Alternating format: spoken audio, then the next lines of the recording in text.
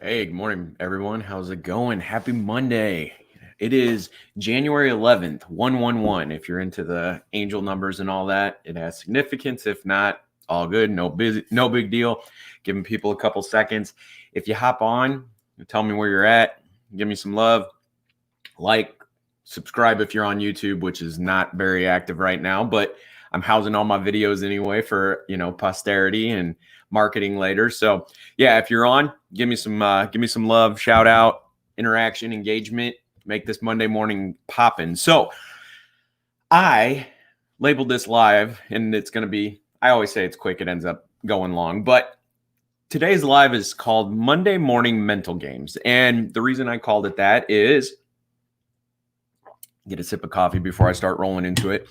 I've had some conversations. Had Bryson Duvall on Friday on our podcast. It was amazing. Again, if you haven't seen it, hey Alan, what's going on out of Utah? Nice, I love it. How's it? How's the weather out there? We haven't had snow yet, but I'm sure Utah, close to the mountains. I've heard it's beautiful. So, but yeah, man, Alan's out of Utah. So my network seems to be running a little slow, but we'll get rolling into this. So thanks, Alan, for the engagement. And so Monday Morning Mental Games, why I named it this. So we had Bryson on Friday. He was dropping all kinds of like growth nuggets, insights, huge stuff.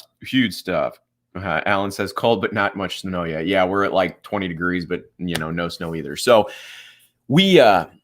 I've been thinking on that. I've had some conversations with some new people getting into investing, new people getting into real estate, some people that have been in real estate for a while over the weekend, and got some people. Yolanda's set up to do our podcast tomorrow. It's going to be amazing. Her story is phenomenal, and the conversations I've been having with some people over the past week or so, there's been a theme, and the theme that hit me is the mental games that we play on ourselves of thinking that, especially if you're new into this journey of real estate or entrepreneurship in general, is we associate success with a superhuman ability, or they've got something that we don't, or, we're not working hard enough, or it's just not working. I don't know if I'm cut out for this. And so, like I told the people that I've spoken with over the past week, that is normal. That is part of the process of getting into this. You have a doubt, especially if you're coming from a W-2 where it's security every week, even though it's not really security. We can do a whole new live on that one. But you're coming from a place where things have been not provided, but in exchange of hours gets you money. And so when you shift into entrepreneurship, it is a new dynamic. It is no longer time for money. It is value and problem solving, and not effort. It is the problems that you solve gets you the money. Therefore, it's a shift. It's a shift in mindset. It's a shift in belief system. It's a shift in, okay, now I have to figure out a way to provide value to receive money. It's just an exchange of value. It's not anymore a time for money. It is a value and problem solving. Like, what problems do you solve for money? And so that requires anybody can put hours in, anybody can milk a clock, anybody can do that. Now we've got to shift that mindset to, how do I provide value? And then the one that's normally, and I'm realizing now over the past couple of weeks and went through it, is that value of yourself. If your self-esteem and your value is your self-worth is a little lower, and it's not saying it's you beat yourself up. Some people have come from toxic relationships, toxic upbringings in your household, being bullied at school. It creates a dynamic where your self-worth and your self-esteem is not that high. And so we have to build that up as we work through these processes, as we build this business as you build your business, as I build my business, as anybody builds their business. It is a process of shifting that mental gymnastics of keeping us where we're at and shifting it into an abundant, empowering mindset that helps us move through those feelings of not good, feeling good enough, low self-worth, all those things. And so what happens is when we come up against those obstacles, we actually start beating ourselves up, or from my experience and the people that I speak to and I coach and I help, move them through their own problems, they're self-imposed. It's a I got up to an obstacle and I believe I'm not good enough to get through this. Somebody else out there that I see has been successful, I compare myself to them and I feel like I'm not worthy. Like this feeling that I'm feeling isn't natural. That feeling's normal. That feeling is an indication of where your growth is. It's not a matter of, it's not true. First off, it's just a feeling. The feelings come, if you embrace them and feel them and say, okay, this is a feeling of I don't feel adequate enough. I don't feel like I'm providing enough value. I don't feel, okay, that's inner work. Start doing that of how do you help yourself feel like you're worthy? Maybe it's helping somebody. Maybe it's providing value to a mentor that also provides the ability to, generate leads, generate deals, help you close deals. Sometimes your value is going to be in the value you provide to a new mentor or to somebody in the industry is, hey, I've got time. I can go out and drive for dollars. I can go out and generate leads. I just need help closing them. Create a system of reciprocity where you provide value and they provide value back. And sometimes that value may be, hey, I can go out and I can do this. I just need the value of helping me get through my mental game, my mental trash, my mental noise. It's really just noise, but that mental belief system that I can do it.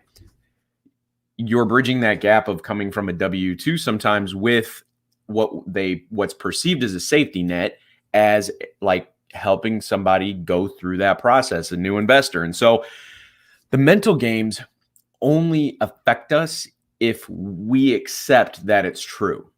So that piece, that's one of the main things. If you accept whatever story is being told of I'm not good enough, or I don't have the ability to do this, or you're going to live that out, as opposed to coming up and feeling that and understanding that is normal in the process. That's a part of your growth. How long we get stuck in that feeling is how long it will take you to reach that next level of success. Because once that feeling has been acknowledged, it has been felt, and understand that, okay, this is just a feeling. It's not necessarily true, and it's not necessarily who I am. It's either an insecurity, a doubt, a fear, one of those. Then you can acknowledge it and you can respond to it. I try to find the right word to use because linguistics to me is very important, but because it shapes our reality, a whole nother thing anyway. But it's a matter of understanding how these mental games play our lives out. And when we accept, whatever we accept to be true in our lives is what we experience.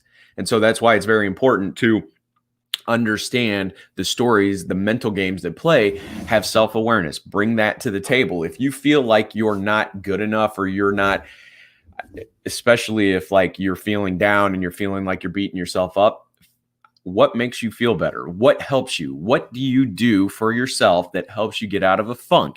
Is there anything? Start with gratitude, start with faith, start with reaching out to somebody that you know helps you get through. Reach out to your support system. Like these mental games that are played, and this is huge why, Bryson on our podcast and why I did the live on Saturday, it's heal first. His biggest nugget was heal first. And this is part of the healing process of that old belief system that we're not good enough.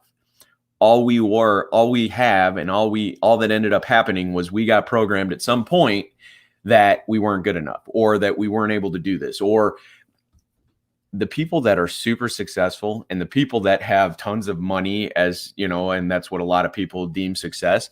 There's people that have tons of freedom and don't have a ton of money, but they're free and they really enjoy life, and they are managed to live their life without money. Like that's their success. Success is based on how your definition is. And if you're saying, well, I've got to have something external to be successful, that normally will impart on you a feeling of uneasiness, a feeling of not being good enough, a feeling of being detached from your power. And so in this whole process, it's a matter of coming back to understanding and reprogramming that old, they call it reparenting, unprogramming, reconditioning those old belief systems into powerful belief systems, empowering belief systems. when you have a feeling of disempowerment, it's because you have a belief system that's operating in the subconscious that you're not aware of, and you haven't brought energy to, they say dissolve, but you haven't brought awareness to it and understanding that it's not real. It's not really who you are. It's just something that you learned in the past, and it's an opportunity to grow and expand into something new. So that's kind of a long way around saying, look, man, it starts up here. Those 6 inches between your ears is where all your success is had and where all your success is lost. The mental games are what is the most important. So work on your inner game as hard, if not harder, than you do on your strategies, your execution, your labor, all those things to go out and get deals, all those things to go out and close deals, all those things to go out and have success. If you're not feeling successful on the inside, it doesn't matter how much success outside you have. You're going to either destroy it, you're going to sabotage it, you're going to not achieve it. Yeah. And so that's pretty much my piece for today. So Yolanda is on tomorrow. I'm so excited. Her story. We, again, like Bryson, chatted for about 30 minutes. In the blink of an eye, it was done. And so, yeah, she's going to be, I'm sure we're going to be up against the clock, but I love you all. Thank you guys for watching. And Alan, appreciate the interaction. Hope, I don't know if you want snow, but I hope it shows up for you here soon if you're wanting it like I do.